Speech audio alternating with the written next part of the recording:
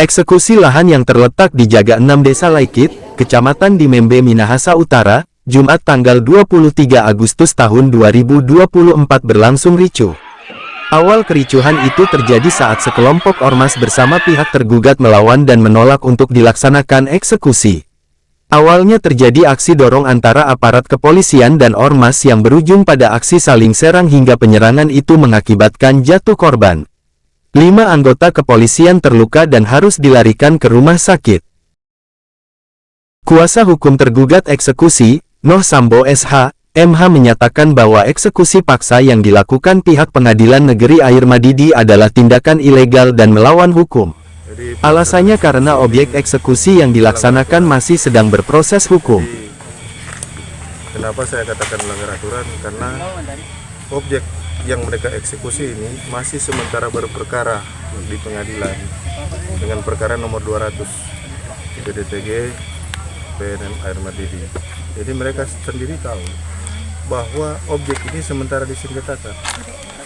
Menurut surat edaran Mahkamah Agung yang disosialisasikan di seluruh pengadilan Republik Indonesia, termasuk Pengadilan Negeri Air Madidi, yang mensosialisasikannya adalah Ketua Pengadilan Negeri Air Madidi, bahwa ketika objek yang akan dieksekusi itu sementara terkait perkara yang lain, maka eksekusi ditangguhkan. Kami sudah mengatakan seperti itu. Kami sudah pernah menyurat ya pada tahun yang lalu, bahwa karena ada perkara nomor 200, tunggulah sampai perkara nomor 200 perdata ini berkekuatan hukum tetap, barulah dilaksanakan eksekusi jika dalam perkara nomor 200 ini kami dikalahkan. Tetapi proses perkara nomor 200 itu sementara bergulir di kasasi, tiba-tiba objek yang diperkarakan itu dalam perkara nomor 200 dieksekusi. Alasannya yang mereka eksekusi adalah perkara yang lama, nomor 49 tahun 2014. Nah, itu menyalahi aturan. Kenapa?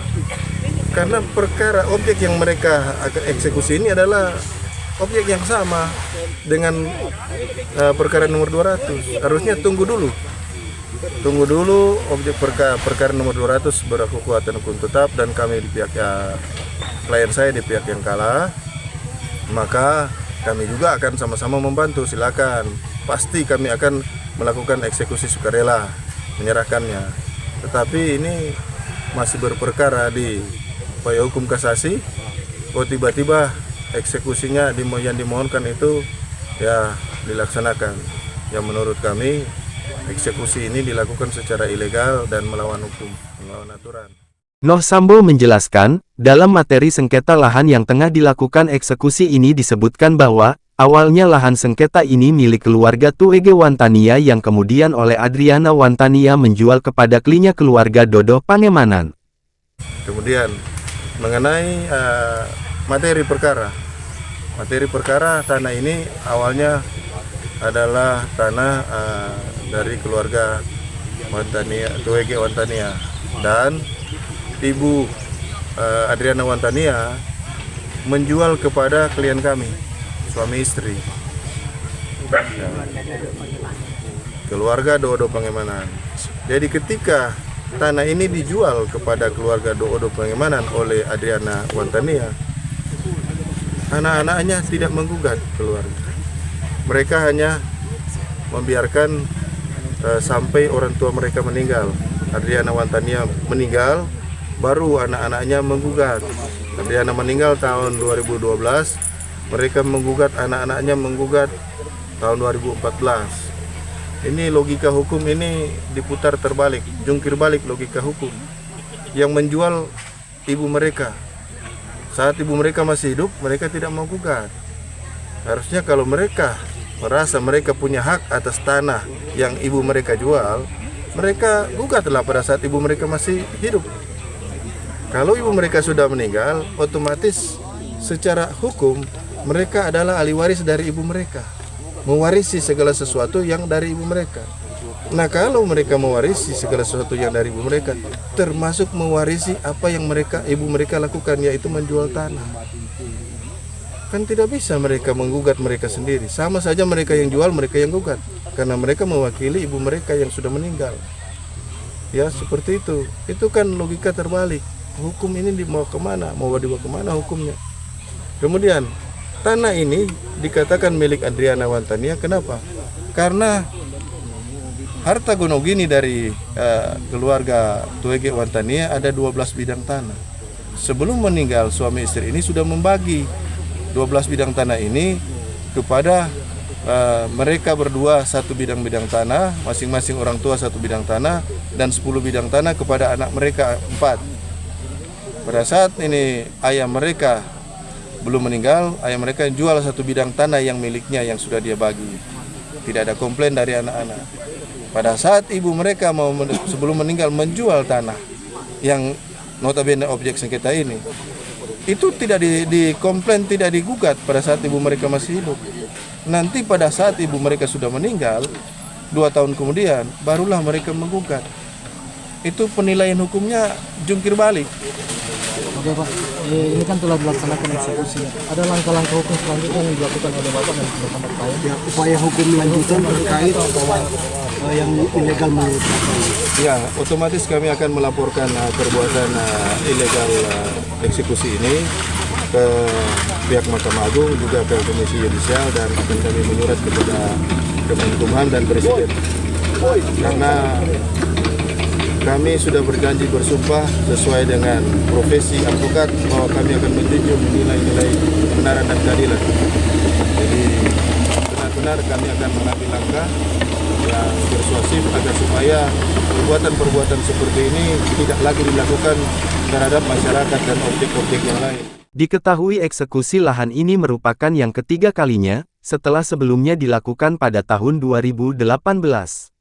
Eksekusi dilakukan setelah Jenny Tuege memenangkan gugatan di Mahkamah Agung melawan Herman Dodo, terkait kepemilikan tanah, bangunan, dan kebun pepaya yang menjadi objek sengketa.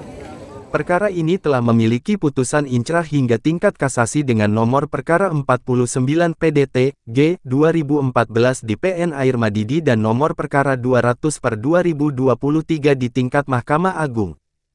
Eksekusi hari ini adalah eksekusi perkara nomor 49 PDTG 2014 antara Yeni Tuege dan kawan-kawan dan Herman Dodo sebagai tergugat. Dan pada saat ini kami telah melakukan eksekusi yang ketiga kalinya. Yang pertama dan yang kedua gagal, dan hari ini puji Tuhan boleh terlaksana dengan baik seperti yang Bapak-Bapak lihat pada saat ini, bahwa ini adalah penyerahan objek sengketa berupa tanah, dan ini telah kami lakukan dan saat ini sekarang ini dalam proses untuk pengosongan. luas berapa luas luas tanah? Di dalam putusan tersampaikan kurang lebih 8 ribuan. Sengketa awal untuk sengketa tanah, kalau dari tahun berapa untuk?